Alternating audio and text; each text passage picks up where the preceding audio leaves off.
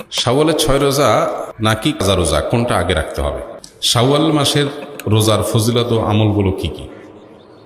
রমজানের পরের মাসটাই শাওয়াল মাস। ঈদের চাঁদ দেখা গেলে সেই চাঁদটা মূলত শাওয়াল মাসের চাঁদ। এই শাওয়াল মাসের করণীয় কি, আমল কি? উত্তর হলো যে শাওয়াল মাস এর 2টা ফজিলত আছে। এক হলো এটা হজের মাস।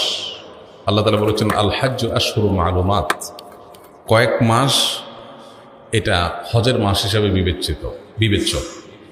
এর ভিতরে শুরু হয় শাওয়াল দিয়ে, শেষ হয় জিলহজ দিয়ে। এখন প্রশ্ন উঠতে পারে, হজের কার্যক্রম তো হয় জিলহজের 8 থেকে 13 তারিখ, তাহলে শাওয়াল মাস কিভাবে হজের মাস হয়? এর উত্তর হলো, কেউ যদি হজ স্টার্ট করতে চায় শাওয়াল মাসে সেই স্টার্ট করতে পারবে। অর্থাৎ হজের উদ্দেশ্যে এহরাম করে মক্কায় ঢুকে গেল, শাওয়ালে স্টার্ট হয়ে গেল, ওমরা করে বাকি হজের অপেক্ষা করতেছে। এটা পার্ট অফ হজ।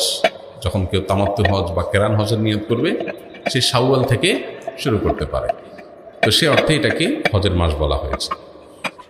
দ্বিতীয়ত, শাওয়াল মাসে 6টা রোজার ফজিলত আছে। আমরা জানি নবী সাল্লাল্লাহু আলাইহি ওয়াসাল্লাম বলেছেন মান সামা রমাদান সুম্মা আতবাহু সিত্তাম মিন শাওয়াল কানা কাসিয়ামিদ দাহর। কেউ রমজান রোজা রাখার পরে শাওয়ালের 6টা রোজা রাখলে সারা বছর রোজা রাখার সওয়াব পাওয়া যাবে। অনেকে এটাকে ব্যাখ্যা করেন এইভাবে যে আল্লাহ তাআলা যে কোনো আমলের 10 গুণ বাড়িয়ে দেন, কোনো ক্ষেত্রে 700 গুণ আরও বেশি পরিমাণ দেন অনেককে। তো রোজা রাখার ক্ষেত্রে আমরা রমজানের রোজা রাখছি 30টা, আর শাওয়ালে যদি 6টা রাখি তাহলে হবে 36টা। এই 36কে যদি আপনি 10 দিয়ে গুণ দেন কত হবে? 360।